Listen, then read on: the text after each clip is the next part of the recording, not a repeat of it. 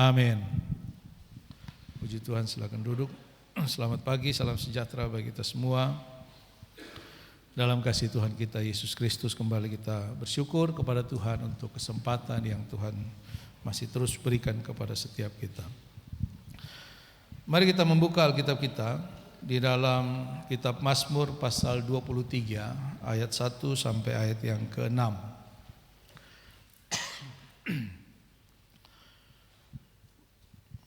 Mazmur pasal 23 ayat 1 sampai ayat yang ke-6, demikian firman Tuhan. Mazmur Daud. Tuhan adalah gembalaku, takkan kekurangan aku. Ia membaringkan aku di padang yang berumput hijau. Ia membimbing aku ke air yang tenang. Ia menyegarkan jiwaku. Ia menuntun aku di jalan yang benar oleh karena namanya. Sekalipun aku berjalan dalam lembah kekelaman, aku tidak takut bahaya, sebab Engkau besertaku. Gadamu dan tongkatmu itulah yang menghibur aku. Engkau menyediakan hidangan bagiku di hadapan lawanku. Engkau mengurapi kepalaku dengan minyak, pialaku penuh melimpah.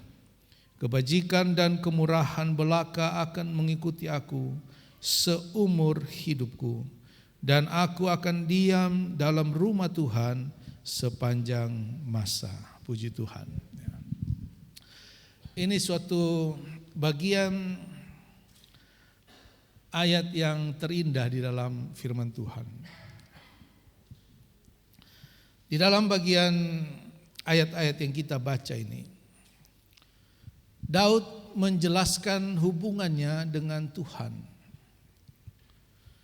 Daud mendefinisikan bagaimana hubungan dia dengan Tuhannya, yaitu bahwa Tuhan adalah gembala yang baik.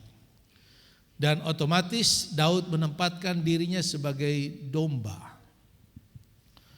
Dan pengakuan ini lalu diikuti dengan kesaksiannya tentang pengalaman-pengalaman iman di dalam perjalanan spiritualnya bersama-sama dengan Tuhan. Ada beberapa kesimpulan yang bisa kita lihat di dalam ayat-ayat yang kita baca pagi hari ini, dan kita akan lihat beberapa hal yang dapat kita pelajari. Daud katakan bahwa Tuhan adalah gembalaku. Tuhan adalah gembala, artinya Tuhan yang menjadi penuntun, Tuhan yang menjadi pemimpin, Tuhan yang berkuasa, Tuhan yang berdaulat, Tuhan yang berotoritas, Tuhan yang berhak mengatur segala sesuatu di dalam perjalanan kehidupan domba-domba itu. Pengakuan bahwa Tuhan adalah gembala bukan berarti hanya Tuhan yang tahu kasih makan saja, yang tugasnya hanya kasih makan. Pokoknya saya tahu kalau Tuhan gembala saya kenyang. Tidak, saudara. Tetapi pengakuan bahwa Tuhan adalah gembala artinya Tuhan yang menjadi pemimpin kita, Tuhan yang menjadi penuntun di dalam setiap perjalanan kehidupan kita. Bukan pikiran kita, bukan hati kita, bukan ego kita yang memimpin perjalanan kehidupan kita. Kalau kita menganggap bahwa Tuhan adalah gembala kita. Saya katakan kepada siswa-siswi sekolah Alkitab, kalau kita mau jadi hamba Tuhan, kita tidak boleh punya tujuan. Kalau kita mau jadi hamba Tuhan, kita tidak boleh punya cita-cita. Kita tidak boleh punya rencana. Kenapa? Karena kita hamba. Tujuan kita ya dari Tuhan. Rencana kita ya dari Tuhan. Cita-cita kita ya dari Tuhan. Bukan dari diri kita sendiri. Coba kalau saudara punya pembantu di rumah, lalu dia punya agenda sendiri, saudara. Ya kan? Saya jam 10, saya mau ke mall. Nanti jam 2 ada pertemuan dengan kawan-kawan. Lalu nanti jam 7 ya refreshing, jalan-jalan ke El Tari cari jagung bakar. Ada saudara pembantu bisa begitu? Tidak ada. Pembantu itu tidak boleh punya agenda sendiri, tidak boleh. Dia hanya mengerjakan apa yang disuruh oleh tuannya. Cita-citanya adalah cita-cita dari tuannya. Tujuannya adalah tujuan dari tuannya. Banyak kali kita gagal di dalam penurutan kita kepada Tuhan. Karena kita selalu mau berjalan di dalam rancangan kita sendiri. Mau berjalan mengikuti hati kita sendiri. Daud kalau mau mengikuti hatinya, mungkin dia sudah lama tinggalkan Tuhan, saudara. Tapi dia selalu tahu bagaimana memposisikan dirinya di dalam hubungannya dengan Tuhan. Dia menempatkan Tuhan sebagai gembala. Dan dia sebagai domba. Banyak orang percaya menjadikan Tuhan sebagai gembala, tapi dia tidak mau jadi domba. Kalau kita mau melayani Tuhan, mari kita melayani Tuhan dengan tulus, dengan sepenuh hati. Jangan kita punya agenda-agenda sendiri. Jangan kita punya tujuan-tujuan sendiri, saudara. Jangan kita punya motivasi-motivasi sendiri. Selain secara sepenuh hati kita melayani Tuhan. Kalau kita mau jadi anak Tuhan yang benar, mari kita jadi anak Tuhan di dalam ketaatan kita kepada Tuhan. Jangan kita jadi hamba yang suka mengatur Tuhan. Daud di dalam perjalanan kehidupan, saya percaya kita semua sangat paham bagaimana kisah perjalanan kehidupan Daud. Sebuah perjalanan yang luar biasa, saudara. Sebuah perjalanan yang menegangkan, kalau itu dibuat film itu luar biasa, saudara. Tetapi dalam apapun yang dia alami, dia menjadikan Tuhan sebagai gembalanya. Mari hari ini Bapak Ibu Saudara sekalian, kalau kita mau benar-benar menjadikan Tuhan sebagai gembala, kita juga mau belajar menjadi domba yang baik. Amin. Perikop ayat ini dikatakan Tuhan adalah gembalaku yang baik. Itu tidak perlu diragukan, saudara. Itu tidak perlu dipertanyakan, tidak perlu diperdebatkan. Persoalannya apakah kita menjadi domba-domba yang baik? Itu masalahnya, saudara. Bukan gembala tidak bisa menuntun domba-domba itu. Tapi bagaimana domba itu benar-benar menjadi domba? Kalau Tuhan menjadi gembala kita, maka yang pertama dikatakan oleh Daud bahwa takkan kekurangan aku. Haleluya. Amin. Kalau Tuhan benar-benar menjadi gembala, tidak akan pernah kekurangan kita. Karena tugas dari gembala adalah memenuhi kebutuhan domba-dombanya. Domba itu tidak usah pikir hari ini dia makan apa. Domba tidak usah pikir di mana padang rumput yang baik untuk dia pergi, tidak. Itu tugas daripada gembala. Dan keyakinan dari Daud bahwa saya tidak akan pernah kekurangan. Nah, kemudian dijelaskan di dalam ayat yang kedua. Ia membaringkan aku di padang yang berumput hijau. Ia membimbing aku ke air yang tenang. Bapak Ibu Saudara sekalian, dalam terminologi perjanjian lama, berkat Tuhan itu selalu dikaitkan dengan hal-hal jasmani. Makan, minum, pakai. Dalam perjanjian lama selalu berkat Tuhan itu dikaitkan dengan pemenuhan kebutuhan jasmani.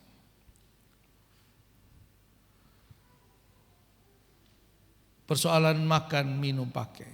Sebenarnya itu adalah persoalan-persoalan yang dipikirkan oleh anak-anak, saudara. Anak-anak itu hanya memikirkan hal-hal jasmani. Tetapi orang-orang yang dewasa itu memikirkan melampaui hal-hal yang jasmani.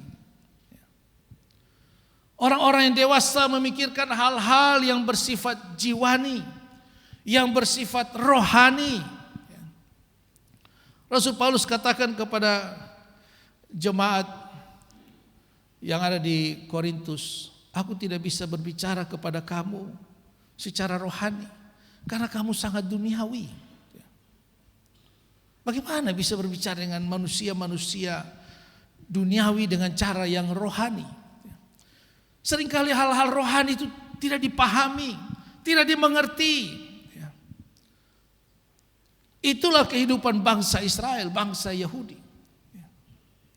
Mereka selalu menerima firman Tuhan, lalu dikonversi hanya kepada hal-hal jasmani saja. Dipahami firman Tuhan hanya untuk memenuhi kebutuhan-kebutuhan jasmaninya saja. Tetapi kita yang ada di dalam perjanjian baru ini, zaman kasih karunia Allah ini, adalah hal yang melampaui hal-hal jasmani, saudara. Di dalam kitab Roma pasal 8 ayat yang ke-35, Rasul Paulus katakan, siapa yang dapat memisahkan kita dari kasih Kristus? Apakah kelaparan, penindasan, kesesakan, penganiayaan, ketelanjangan? Semua itu hal jasmani.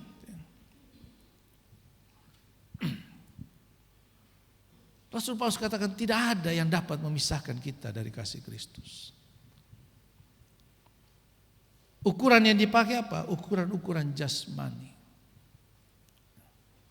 Sehingga kalau dalam perjalanan kehidupan kita, ketakutan kita hanya masih seputaran dalam dimensi jasmani, maka kita ini sebenarnya masih anak-anak rohani, saudara.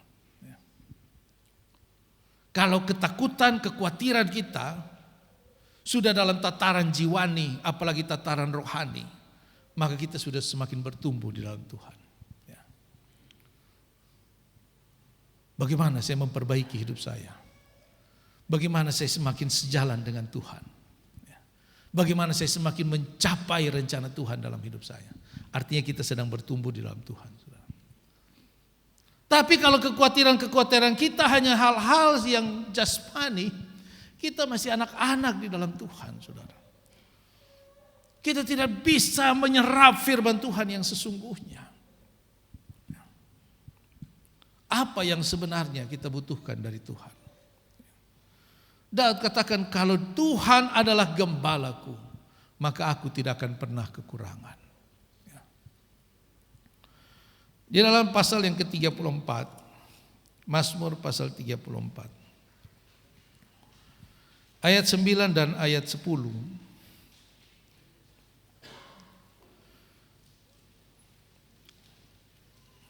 sampai ayat 11. Kecaplah dan lihatlah betapa baiknya Tuhan itu. Berbahagialah orang yang berlindung padanya. Takutlah akan Tuhan, hai orang-orangnya yang kudus. Sebab tidak berkekurangan orang yang takut akan Dia. Singa-singa muda merana kelaparan, tapi orang yang mencari Tuhan tidak kekurangan sesuatu pun yang baik. Haleluya. Apa hal-hal yang baik yang kita harapkan kita peroleh dari Tuhan? Kalau Tuhan menjadi gembala kita, maka kita tidak akan kekurangan hikmat. Amin. Kalau Tuhan menjadi gembala kita, maka kita tidak akan pernah kekurangan sukacita. Kita tidak akan pernah kekurangan iman. Kita tidak akan pernah kekurangan pengharapan. Kita tidak akan pernah kekurangan kasih kita kepada Tuhan dan sesama dan diri kita sendiri. Itulah hal yang harus kita capai kalau kita menjadikan Tuhan sebagai gembala kita. Kita mencapai suatu tingkat di mana kita tidak pernah kita kekurangan pengetahuan di dalam Tuhan. Tidak pernah kita kekurangan kasih kita di dalam Tuhan. Kita boleh diperlakukan apa saja, tapi kita bisa tetap mengasihi. Kita bisa mengalami apa saja, tapi kita tetap punya iman di dalam Tuhan. Kita bisa takut, kita bisa khawatir, tapi kita selalu punya pengharapan di dalam Tuhan. Itulah orang yang tidak berkekurangan di dalam Tuhan, saudara. Itulah orang-orang yang tidak berkekurangan. Itulah orang yang mengalami kelimpahan di dalam Tuhan. Jangan selalu dimaknai secara jasmani, saudara. Sekali lagi. Karena hidup yang kita hidupi hari ini untuk mencapai tujuan Allah. Kita hidup bukan sekedar mencapai tujuan-tujuan kita, tapi mencapai tujuan Allah. Tuhan membuat kita ada di dalam sebuah perjalanan iman. Tuhan membawa kita kepada suatu perjalanan iman. Ayat yang ketiga, ayat yang 2 dan 3 bagian A, itu bicara soal makan, minum, istirahat. Itu kebutuhan-kebutuhan jasmani. Ada waktunya, segala sesuatu ada waktunya, saudara. Kalau kerja, ya jangan lupa istirahat. Tapi istirahat juga jangan lupa kerja juga. Karena segala sesuatu ada waktunya, ada masanya. Nah, kita juga dikatakan bagaikan orang yang ada di dalam perjalanan bersama gembala itu. Bukan gembala yang pi potong rumput baru bawa kasih domba, tidak. Gembala menuntun domba-domba itu berjalan bersama-sama. Berjalan bersama-sama. Jadi kehidupan kita dengan Tuhan itu bukan kita duduk lalu Tuhan kasih makan saja. Tidak. Tapi berproses di dalam perjalanan iman kita. Amin. Ayat yang ketiga dikatakan, ia menyegarkan jiwaku, ia menuntun aku di jalan yang benar oleh karena namanya. Nama yang kita sembah adalah nama yang berkuasa. Nama yang kita sembah bukan nama yang biasa-biasa saja. Rasul Petrus katakan, di bawah kolong langit ini tidak ada nama yang di dalamnya kita boleh mendapatkan keselamatan. Tidak ada, saudara. Selain di dalam nama Yesus. Nama yang berkuasa. Dan karena nama itu otomatis akan membawa kita kepada jalan yang benar. Jalan yang benar. Bukan jalan yang baik. Bukan jalan yang mulus. Tapi jalan yang benar. Jalan yang benar itu tidak selalu jalan yang baik, saudara. Jalan yang kelihatan baik itu juga tidak selalu jalan benar. Amsal pasal 14 itu katakan ada jalan yang disangka orang lurus, rata bagus, tapi ujungnya maut. Seringkali kita pakai logika kita pakai pikiran kita pakai hati kita, karena kita pikir itu lurus. Kita pikir itu bagus.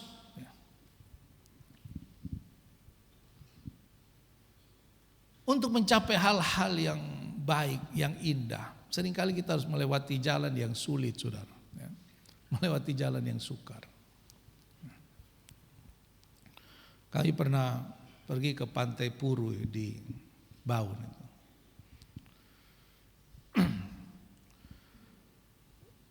Saya beda mobil dengan mama saya, tapi adik saya cerita sepanjang jalan dia mengomel. Sudah di mana nih? Jalan perusak leh. Ini jalan betul kusonde nih. Ikut jalan tambah rusak nih. Dan itu rusaknya cukup jauh, saudara. Kalau saudara yang pernah ke Puru itu tahu. Saya bilang puji Tuhan, saya beda oto. Tapi begitu sampai hilang semua itu. Wah keren ya.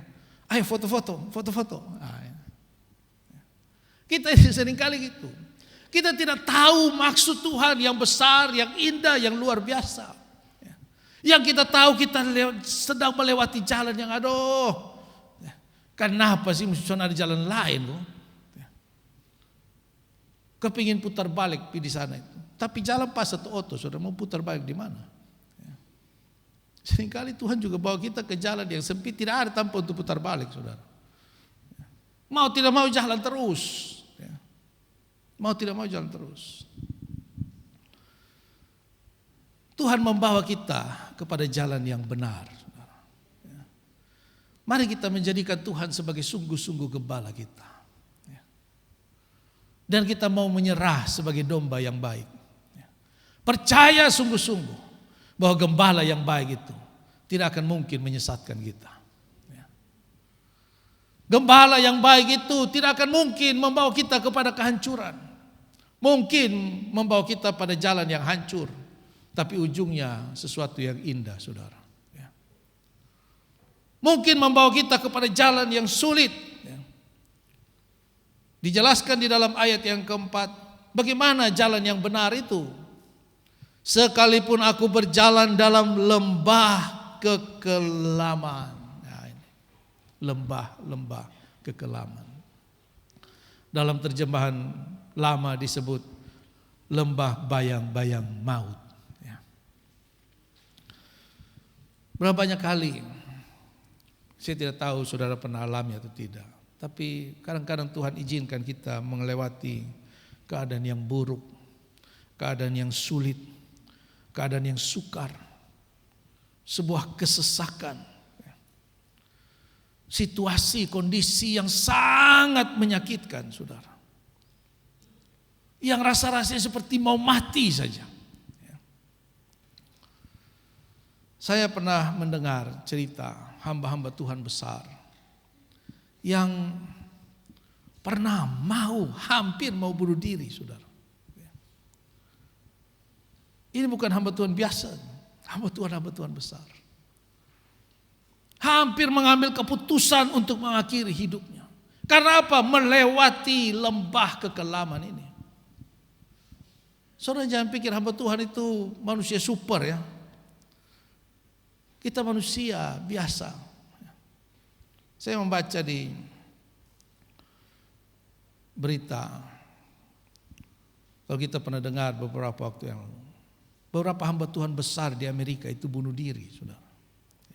Saya mencatat ada beberapa. Jared Wilson, usia 30 tahun, merupakan konsultan mental dan pendiri program bantuan bagi orang depresi. Ini dia pendiri program untuk membantu orang-orang depresi, saudara.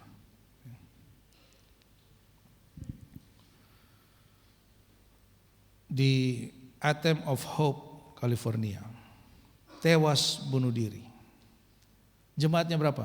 15.000. Saudara pikir jemaat 15.000.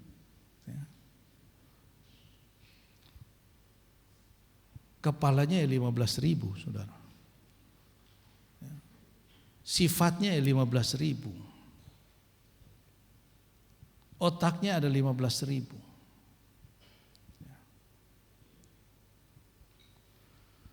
Bunuh diri.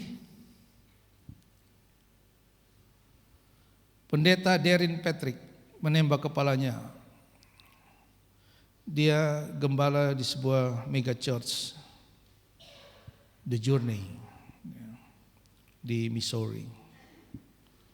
Jemaatnya 3.000 orang. Bunuh diri. Pemimpin gereja Inland Hill, California, Andrew Stocklane, memutuskan mengakhiri hidupnya, bunuh diri 2018 yang lalu. Ini bukan gereja-gereja perintisan, saudara. Ya, bukan. Karena seringkali tantangan-tantangan jasmani itu kita bisa lewati. Ya. Tapi ketika itu berbicara tentang tantangan-tantangan di dalam batin kita, pikiran kita, hati kita. Menurut kesaksian mereka, ini adalah hamba-hamba Tuhan yang mencintai Tuhan, yang setia di dalam pelayanan pekerjaan Tuhan, yang setia kepada keluarga. Bapak Ibu Saudara sekalian, seringkali kita tidak menyadari bahwa di sekeliling kita ada orang-orang yang kecewa, ada orang-orang yang putus asa, orang-orang yang terluka, orang-orang yang kesepian. Mungkin kita salah satu di antaranya. Dan bukan cuma kita yang alami, saudara. Tokoh-tokoh Alkitab pun mengalami hal yang sama. Jalan kebenaran itu membawa Yusuf menjadi budak. Jalan kebenaran itu membawa dia menjadi narapidana. Jalan kebenaran membawa Daniel masuk ke dalam gua singa. Jalan kebenaran membuat rasul-rasul masuk ke dalam penjara. Itulah jalan kebenaran itu, saudara. Mahal harganya, mahal, saudara. Mahal.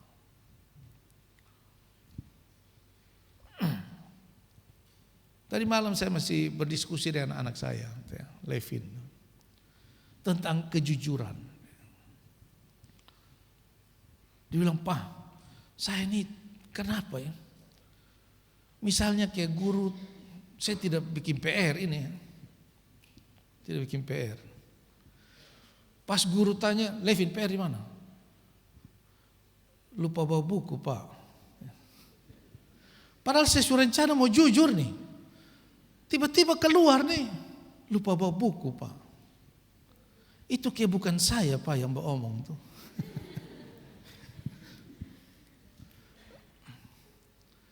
Jadi saya bilang, iya, kalau kita terbiasa berbohong itu kadang-kadang dia keluar sendiri, ya, karena sudah terbiasa. Dia otomatis nanti keluar. Rasul Paulus pun omong begitu. Aku benci dengan tubuh dosa ini, karena hal-hal yang baik yang mau aku lakukan, tapi yang aku lakukan justru hal-hal yang tidak benar. Terkutuklah aku di dalam tubuh yang berdosa ini. Jadi memang kita berjuang terus, saudara, melawan tubuh dosa ini, melawan tabiat dosa yang sudah terlanjur ada di dalam tubuh jasmani kita ini. Inilah perjuangan iman kita, saudara. Ketika melewati jalan-jalan kebenaran yang sulit itu, tentu selalu ada godaan untuk keluar dari jalan kebenaran itu. Ya, pasti. Ya. Daging ini akan memberikan pilihan-pilihan untuk melewati jalan yang lebih nyaman, lebih aman, lebih damai sementara, saudara. Tetapi kalau kita menjadikan Tuhan sebagai gembala kita, maka apapun resikonya, mari kita tetap ada di dalam jalan kebenaran itu, saudara. Amin. Ya. Mari kita tetap ada di dalam jalan kebenaran itu, sekalipun sulit, saudara. Sekalipun sulit. Yohanes pasal 10 ayat yang ke 14. Yohanes pasal 10 ayat 14. Akulah gembala yang baik, dan aku mengenal domba-dombaku, dan domba-dombaku mengenal aku. Haleluya. Tuhan mengenal kita, saudara. Ya, dia adalah gembala. Dia mengenal setiap domba-dombanya. Ya. Alkitab katakan dia memanggil aku dengan namaku. Ya. Saya ini orang yang suka lupa nama, saudara. Ya. Kadang-kadang saya jengkel sendiri, mau sebutin siapa ini orang. Kita akan merasa lebih dihargai kalau kita dipanggil dengan nama kita, bukan? Ya. Bukan, woi, siapa lu? Saya belum nama. Tuhan memanggil kita dengan nama kita. Dia mengenal sungguh-sungguh domba-dombanya. Dan harapan daripada Tuhan adalah domba-dombaku mengenal juga aku. Amin. Ya. Tuhan mau kita mengenal jalan-jalannya, saudara. Ada lagu jalanmu tak terselami. Ya. Tidak bisa dimengerti, tapi jalan saja, saudara. Ya. Tidak mengerti ini bahwa mana nih, sudah jalan saja. Ya. Wih, kok jalan model begini, tidak apa-apa, jalan saja. Ya. Amin. Ya. Ayat yang terakhir, sehingga kita bisa punya kesimpulan yang sama seperti Ayub. Ya. Ayub pasal 23, ayat yang ke-10. Dan ayat yang sampai ayat yang ke-12. Ayub pasal 23 ayat 10 sampai 12. Karena ia tahu jalan hidupku, seandainya ia menguji aku akan timbul seperti emas. Haleluya. Ya. Tuhan tahu jalan hidup kita, saudara. Tuhan tahu. Dia yang merancangnya. Raja Daud katakan, dalam kitabmu sudah tertulis hari-hari yang belum terbentuk, saudara. Tapi sudah ada di dalam kitabnya Tuhan. Dia tahu. Dan kalau jalan-jalan itu adalah sebuah jalan ujian, yang pasti kita akan timbul seperti emas, saudara. Inilah yang Tuhan harapkan. Di ujung jalan sana dia menemukan kualitas kita adalah kualitas emas. Karena itu mari kita menjadi domba-domba yang baik. Amin. Puji Tuhan. Kemanakah kami mencari kasih sejati? Kemanakah kami berseru saat badai datang menderu? Yang kami tahu hanya Kau yang mampu pulihkan segala sesuatu.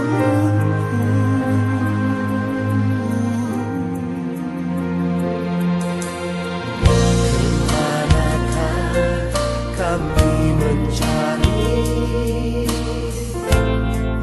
kasih sejati? Kemanakah kami berseru saat badai datang menderu?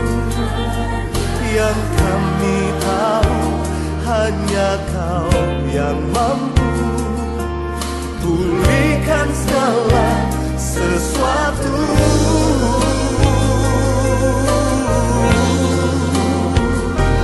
Kami perlukan keajaiban-Mu, kami butuhkan sentuhan tangan-Mu. Kami tak dapat jalan sendiri, kami perlu Kau Tuhan.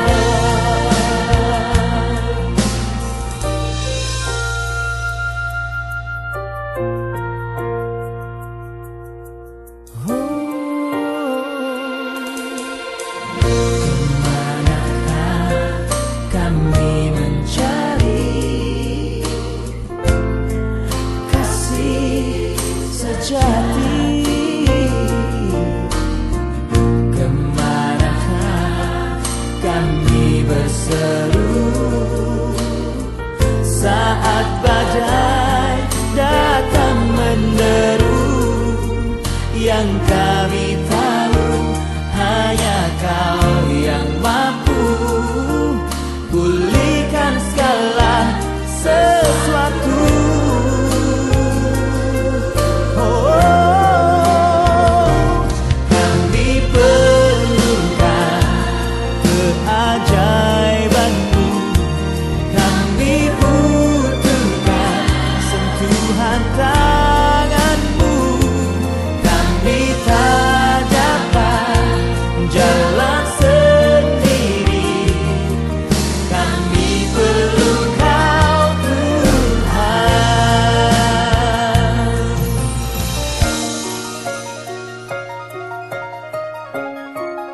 kami perlu Engkau Tuhan. Kami butuh jamahan tangan-Mu yang ajaib. Kami perlu Tuhan